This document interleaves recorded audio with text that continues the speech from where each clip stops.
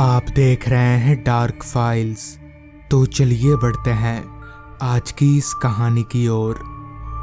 दोस्तों, आज की ये कहानी विनोद की है।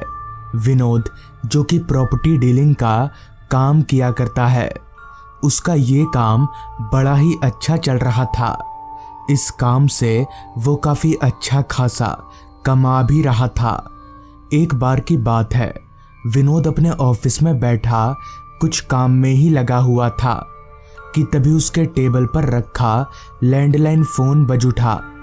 विनोद ने तुरंत फ़ोन का रिसीवर उठाया तो सामने से आवाज़ आई। जी, मैं नीलकमल बोल रहा हूँ दीमड़ गांव से। दीमड़ गांव में मेरी एक बहुत पुरानी हवेली है, 9,500 स्क्वायर फीट में। क्या आप उसे बिकवा सकते हैं? आपको अच्छा खासा कमीशन भी मिल जाएगा मेरी तरफ से। इस पर विनोद बोला, ठीक है, पर मुझे एक बार देखना पड़ेगा आपकी हवेली को। कब आऊँ हवेली देखने? इस पर उधर से नीलकमल जी ने कहा, कल आ जाइए, मैं तो सारा दिन वहीं रहता हूँ। जिसके बाद विनोद ने नीलकमल जी से गांव का पूरा एड्रेस और फ़ोन नंबर ले लिया। विनोद काफ़ी खुश था क्योंकि अगर उसने ये डील करवा दी तो उसे बहुत फ़ायदा हो जाएगा। खैर, विनोद कल उस गांव के लिए निकलने की तैयारी में लग गया।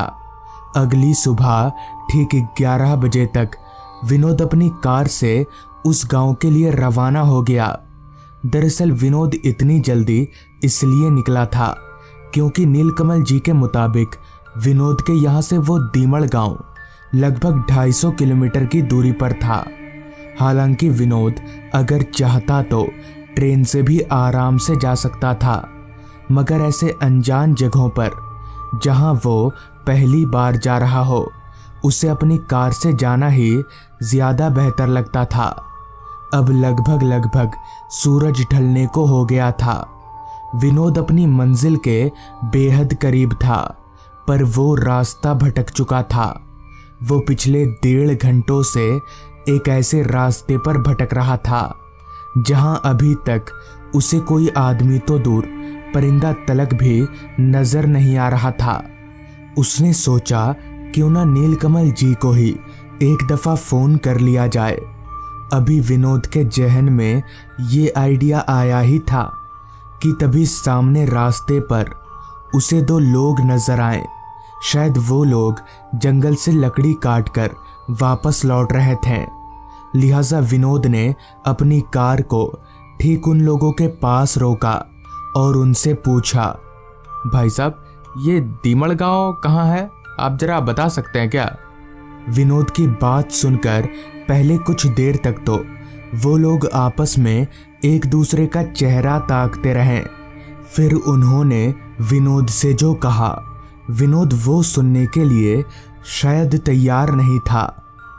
माफ़ करिएगा साहब, दीमड़ गांव ऐसा नाम का तो हमने कभी कोई गांव सुना ही नहीं इधर। विनोद के चेहरे का तो रंग ही बदल गया। उसे लग रहा था कि शायद वो किसी गलत रास्ते पर आ गया है। खैर, वो दोनों आदमी वहां से अब जा चुके थे। लिहाजा विनोद ने अपने जेब से मोबाइल फ़ोन निकाला और नीलकमल जी को फ़ोन मिलाया।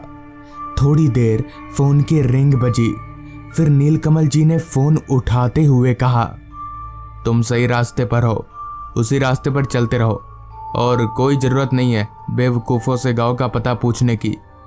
इतना कहकर नीलकमल जी ने फ़ोन रख दिया। विनोद की हैरानगी की कोई सीमा ना रही। उसे अपने कानों पर विश्वास नहीं हो रहा था। आखिर ऐसा कैसे हो सकता है? नीलकमल जी को पता कैसे चल गया कि विनोद ने उनसे पता पूछने के लिए फ़ोन किया है? और उन्हें ये कैसे पता चल गया कि विनोद ने थोड़ी देर पहले 2 लोगों से एड्रेस पूछा है? खैर, विनोद इस सवाल को मन में लिए नीलकमल जी के बताए मुताबिक रास्ते पर आगे बढ़ने लगा। अब तक पूरी तरह से अंधेरा पसर चुका था। शाम हो चुकी थी। चांद जमीन और आसमान दोनों पर अपनी रोशनी बिखेर रहा था।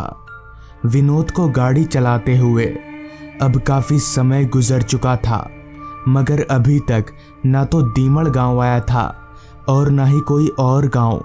मन ही मन विनोद को काफी गुस्सा आ रहा था, मगर कहते हैं ना, पैसों का लालच आदमी से कुछ भी करवाता है। विनोद भी उसी लालच तले दबा हुआ था। खैर, वो गाड़ी चलाता रहा। अभी वो गाड़ी चला ही रहा था कि तभी रास्ते के एक किनारे पर उसे एक पीले रंग का टूटा फूटा बोर्ड नजर आया, जिस पर साफ साफ अक्षरों में लिखा हुआ था, दीमड़ गांव 2 किलोमीटर। विनोद की जान में जान आई, पर एक बात ये भी अजीब थी कि जब गांव इसी तरफ था तो उन लोगों ने ऐसा क्यों कहा कि इधर दीमड़ नाम का कोई गांव ही नहीं है।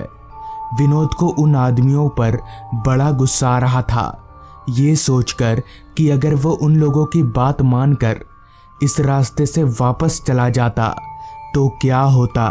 खैर, वो गाड़ी चलाता रहा। कुछ देर तक गाड़ी चलाते रहने के बाद विनोद को रास्ते के किनारे 2-4 घर नजर आने लगे। उन घरों को देखकर विनोद को समझ आ गया कि वो दीमड़ गांव में दाखिल हो चुका है। वो थोड़ा और आगे बढ़ा तो उसे 3-4 और घर नजर आए। लिहाजा विनोद ने अपनी गाड़ी को रास्ते के एक किनारे पर रोका और मोबाइल निकालकर नीलकमल जी को फोन लगाने लगा। मगर हैरान कर देने वाली बात तो ये थी कि जिस नंबर पर फोन करके उसने अभी थोड़ी देर पहले नीलकमल जी से बात की थी, वो नंबर अब ऐसा बता रहा था कि सही नहीं है। विनोद को काफी अजीब लगा कि अभी थोड़ी देर पहले ही तो उसने इसी नंबर पर नीलकमल जी से बात की थी, फिर इतनी जल्दी नंबर गलत कैसे हो सकता है। विनोद को जरा भी समझ में नहीं आ रहा था। खैर, वो गाड़ी का दरवाजा खोलकर बाहर निकला। उसने सोचा नीलकमल जी फोन नहीं उठा रहे हैं तो कोई बात नहीं, यहाँ के घरों से पूछ लेता हूँ कि उनका घर कहाँ है। लिहाजा विनोद रास्ते के किनारे उन घरों की तरफ जाने लगा। उनमें से एक घर के दरवाजे के पास जाकर विनोद ने घर का दरवाजा पीटा। थोड़ी देर दरवाजा पीटने पर एक बूढ़े से आदमी ने दरवाजा खोला, जिस पर विनोद ने उनसे कहा, काका, ये नीलकमल जी कहाँ रहते हैं, आपको पता है क्या? विनोद की बात पर वो बुजुर्ग आदमी कुछ नहीं बोला, बस उसे घूर घूर कर देखता रहा। विनोद को बड़ा अजीब लगा कि कहीं ये आदमी पागल वागल तो नहीं है, ऐसे अजीब तरीके से कौन घूरता है। विनोद ने फिर एक मर्तबा उस आदमी से पूछा, चाचा, नीलकमल जी का घर जानते हैं आप? मगर तब भी वो बुजुर्ग आदमी कुछ नहीं बोला। विनोद को पूरा यकीन हो गया कि जरूर ये बुजुर्ग आदमी दिमाग से हल्का है, वरना ऐसी हरकत कौन करता है। लिहाजा विनोद उस बुजुर्ग आदमी के घर के दरवाजे से हटकर दूसरे घरों की तरफ जाने लगा। मगर विनोद जैसे ही उसके दरवाजे से हटा कि तभी वो बुजुर्ग आदमी भी विनोद के साथ ही साथ अपने घर से बाहर निकल आया और विनोद के पीछे पीछे जाने लगा। विनोद को बड़ा अजीब लगा कि भला ये आदमी उसका पीछा क्यों कर रहा है, जिस पर विनोद ने उस बुजुर्ग आदमी को टोका भी, मगर फिर से ना ही उसने कोई जवाब दिया और ना ही उसने विनोद का पीछा करना बंद किया। खैर, परेशान विनोद दूसरे घर के दरवाजे पर गया और दरवाज़ा पीटने लगा। तो 2-3 बार दरवाज़ा पीटने पर इस बार एक औरत ने दरवाज़ा खोला। विनोद ने उस औरत से पूछा, आप नीलकमल जी को जानती हैं क्या? यहाँ उनकी कोई हवेली है? इस पर कुछ देर तक तो वो औरत भी विनोद को घूरती रही, मगर फिर वो बोली, जितनी जल्दी हो सके यहाँ से निकल जाइए, वरना बहुत बुरा होगा। ये सुनकर विनोद के होश उड़ गए कि आखिर ये औरत ऐसा क्यों बोल रही है। कहीं ये भी उस बुजुर्ग आदमी की तरह पागल तो नहीं है। विनोद अभी ये सब सोच ही रहा था कि तभी उस औरत ने कहा, नीलकमल जी को मरे आज 5 साल हो चुके हैं। उनकी इच्छा थी कि वो अपनी हवेली को बेचकर मरे, मगर ये हो ना सका। तब से लेकर इन 5 सालों में गांव की हालत बहुत ख़राब हो गई है। नीलकमल जी की आत्मा ऐसे ही दलालों को फ़ोन कर करके अपनी हवेली में बुलाती है, और जो एक बार उनकी हवेली में चला जाता है वो कभी वापस नहीं लौटता। ये सब सुनकर विनोद के पैरों तले जमीन निकल गई, मगर उसे यकीन नहीं हो पा रहा था कि आखिर किसी की आत्मा फोन पर बात कैसे कर सकती है। इसी सवाल को विनोद ने उस औरत से पूछा, तो उस औरत का जवाब सुनकर फिर एक बार उसका पूरा दिमाग घूम गया। आप भी तो अभी एक आत्मा से ही बात कर रहे हैं। इतना कहकर उस औरत ने अपने पैरों को आगे बढ़ा दिया, तो विनोद ने देखा कि उस औरत के पैर उल्टे हैं। विनोद को पूरा मामला समझ आ गया। तभी वो जब पीछे पलटा और बुजुर्ग आदमी के पैरों को देखा तो उसके भी पैर उल्टे थे, जिसके बाद विनोद ने ना आव देखा ना ताव, वो सीधे अपनी कार में बैठा और कार घुमाकर वहां से निकल गया। मगर वो सब था क्या, ये आज तक विनोद को पता नहीं चल पाया। तो दोस्तों, ये थी आज की कहानी। अगर आपको ये कहानी पसंद आई हो तो चैनल को ज़रूर सब्सक्राइब कर लें। तो मैं आपका दोस्त आर्यन जल्द ही मिलूंगा आपसे ऐसी ही एक कहानी के साथ।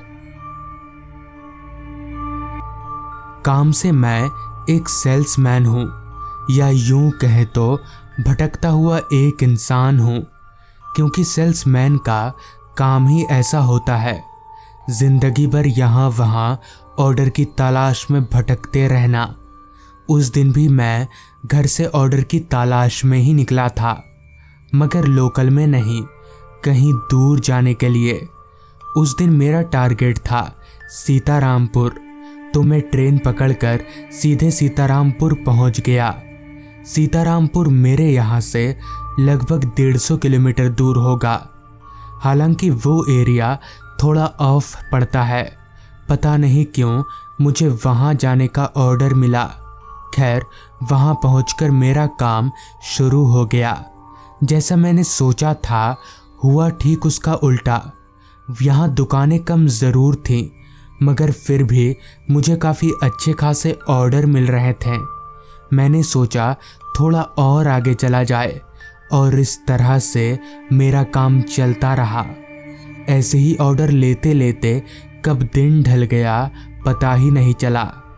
काम करने में मुझे उस दिन काफ़ी मज़ा आ रहा था, क्योंकि उस दिन सच में काम हो रहा था, वरना बाकी दिन तो बस मैं ऐसे ही भटकता रहता हूँ।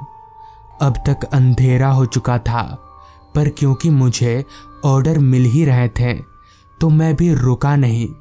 इसी तरह कब रात के 8 बज गए पता ही नहीं चला। आखिरकार जब मुझे लगा कि अब बस हो गया, अब घर चलना चाहिए, तो मैं उल्टे पांव स्टेशन की तरफ निकल पड़ा। स्टेशन पहुंचकर जब मैं टिकट काउंटर पर गया और अपने स्टेशन की टिकट के लिए पूछा, तो वहां बैठे कर्मचारी ने कहा, पर सर, अब तो कोई ट्रेन नहीं है हसनगढ़ के लिए। मैं चौंक गया कि भला अभी वक्त ही क्या हुआ है जो ट्रेन नहीं है। मैंने कन्फर्म करने के लिए उस कर्मचारी से दोबारा पूछा, क्या कोई ट्रेन नहीं है? इस पर उसने अपना सिर हाँ में हिलाया। मैं चिंता में पड़ गया कि अब घर कैसे जाया जाएगा। अब तक तो आखिरी बस भी चली गई होगी। निराश होकर मैं स्टेशन पर लगे एक बेंच पर बैठ गया। वो स्टेशन इतना छोटा था कि अभी से ही स्टेशन पर कोई नज़र नहीं आ रहा था। पूरा का पूरा स्टेशन वीरान पड़ा था। मैंने निराश मन से अपनी जेब से मोबाइल निकाला और घर पर फ़ोन करके पूरा मामला बता दिया। घर वालों ने हिदायत दी कि आज की रात मैं किसी होटल में कमरा लेकर रह जाऊं और कल सुबह आराम से घर आऊं। हालांकि मेरा मन तो नहीं था, मगर अब कोई चारा नहीं है। ऐसे स्टेशन पर अगर रात गुजारने जाऊंगा तो पता नहीं कल सुबह तक जिंदा बच भी पाऊंगा या नहीं, क्योंकि ठंड काफ़ी ज़्यादा थी। ऊपर से सर पर छत ना होने की वजह से ओस गिर रही थी। खैर मैं अपनी जगह से उठा और स्टेशन से बाहर की तरफ जा ही रहा था कि तभी पीछे से एक आवाज़ आई, अरे सुनील, तू यहाँ पर? मैं पीछे पलटा तो पीछे मेरा दोस्त राकेश खड़ा था। राकेश रेलवे में काम करता है और हमारे ही गांव का है, जिस पर मैंने राकेश को कहा, अरे यार, मैं तो यहाँ काम से आया था, पर तू यहाँ पर? इस पर राकेश बोला, मेरा तो यहीं पर ट्रांसफ़र हुआ है ना, मैं यहीं रहता हूँ। जिसके बाद मैंने राकेश को अपनी सारी दुविधा बताई। मेरी सारी कहानी सुन राकेश बोला, एक काम क्यों नहीं करता, तू मेरे साथ चल, मेरे क्वार्टर में ही आज की रात रह जाना। हालांकि राकेश का सुझाव बुरा नहीं था, जिस वजह से मैं उसकी बात मान गया। राकेश की ड्यूटी ख़त्म हो चुकी थी तो हम लोग साथ में ही उसके क्वार्टर की तरफ आगे बढ़ने लगे। अब तक रात के 9:30 बज चुके थे। ठंड अपनी इंतहा को पार कर चुकी थी और तब भी हर पल बढ़ती ही जा रही थी। जैसा कि मैंने बताया कि वो एक ऑफ एरिया था, जिस वजह से रास्ते पर हम दोनों के अलावा मुझे एक भी आदमी नज़र नहीं आ रहा था। खैर रेलवे स्टेशन से उसका क्वार्टर ज़्यादा दूर नहीं था तो कुछ देर पैदल चलने पर ही हम लोग ठीक राकेश के क्वार्टर के सामने खड़े थे। वो घर ज़्यादा बड़ा नहीं था, मगर एक अकेले आदमी के लिए काफ़ी था। राकेश ने घर का ताला खोला और हम लोग अंदर दाखिल हुए। तभी राकेश बोला, कुछ खाएगा? इस पर मैंने मना कर दिया, मगर राकेश काफ़ी ज़िद्दी था। मेरे घर पर पहली बार आया है ऐसा बोलकर उसने मुझे खाने के लिए राजी करवा लिया। मैंने भी ज़्यादा नानुकुर नहीं किया क्योंकि भूख मुझे भी लगी थी। जिसके बाद हमने मिलकर खाना बनाया और खाने लगे। इसी दौरान हमारे बीच मामूली बातचीत शुरू हुई। राकेश अपने घर की बात कर रहा था और मैं अपने घर की। खाना पीना हो जाने के बाद हम लोग सोने की तैयारी में लग गए।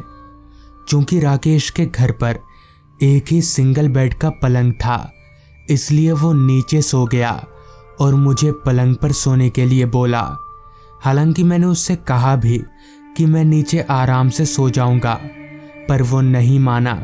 खैर चूंकि मैं काफ़ी थका हुआ था, जिस वजह से तुरंत ही मेरी आंख लगने लगी। अभी मैं लेटा हुआ ही था कि तभी राकेश बोला, सुनील, रात को अगर बाथरूम जाना हो तो मुझे उठाना, क्योंकि घर में बाथरूम नहीं है, मुझे उठाना ज़रूर। इस पर अच्छा ठीक है बोलकर मैंने वापस अपनी आंखें बंद कर ली। जिसके बाद मैं कब नींद के आगोश में चला गया, मुझे कुछ याद नहीं। पता नहीं कितनी देर बाद, मगर जब मेरी आंख खुली तो मुझे ज़ोर से बाथरूम आया था। मैं बिस्तर पर उठकर बैठा, निगाहें घड़ी पर डाली तो समय हो रहा था रात के 1:45 बजे का। मैंने राकेश की ओर देखा तो वो कंबल लपेटकर सोया हुआ था। मैंने सोचा ज़रा सा बाहर जाने के लिए राकेश को क्या उठाना, अकेले ही चला जाता हूँ। लिहाजा मैं पलंग पर से उतरकर दबे पैर दरवाजे की ओर गया और दरवाज़ा खोलकर बाहर निकल गया। बाहर निकलते ही मेरा स्वागत एक तेज ठंडी हवा के झोंके से हुआ। मेरा पूरा शरीर सिहर उठा।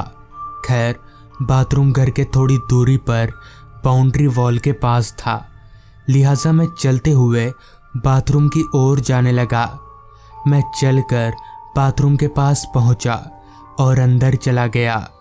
थोड़ी देर बाद मैं बाथरूम से बाहर निकला और वापस घर की ओर मुड़ने जा ही रहा था कि तभी मेरी नज़र पास के बाउंड्री वॉल पर बैठे एक बच्चे पर गई। वो दूसरी तरफ मुंह करके बैठा था, जिस वजह से मैं उसका चेहरा नहीं देख पा रहा था, मगर पीछे से तो वो कोई बच्चा ही लग रहा था। तभी मैंने उस बच्चे को आवाज दिया, हे छोटू उतरो, ये बैठने की जगह है क्या, चलो भागो। मगर इस पर उस बच्चे ने कोई प्रतिक्रिया नहीं दिखाई। मैंने दोबारा कहा, बच्चे सुनाई नहीं देता क्या, भागो यहाँ से। इस बार मेरे इतना कहते ही वो बच्चा मेरी ओर पलटा तो उसका चेहरा देख मेरे होश उड़ गए। उसका चेहरा पूरा सड़ा हुआ था। उसकी आंखों की जगह 2 काली पुतलियां थी। इतने में ही उस बच्चे ने अपना बड़ा सा मुंह खोल दिया। उसकी ज़बान काफ़ी लंबी और बाहर लटकी हुई थी। मैं समझ गया कि ये कोई इंसान नहीं बल्कि कुछ और ही है। लिहाजा मैंने तुरंत घर की तरफ दौड़ लगा दी। घर में घुसकर मैंने राकेश को जगाया और उसे पूरी बात बता दी, जिस पर राकेश बोला, मैंने तुझे कहा था मुझे उठाना, तू जानता नहीं, उस बाउंड्री के पीछे कब्रिस्तान है, वहां आत्माएं भटकती है। तो दोस्तों, ये थी आज की कहानी। अगर आपको ये कहानी पसंद आई हो तो चैनल को ज़रूर सब्सक्राइब कर लें। तो मैं आपका दोस्त आर्यन जल्द ही मिलूँगा आपसे ऐसी ही एक कहानी के साथ।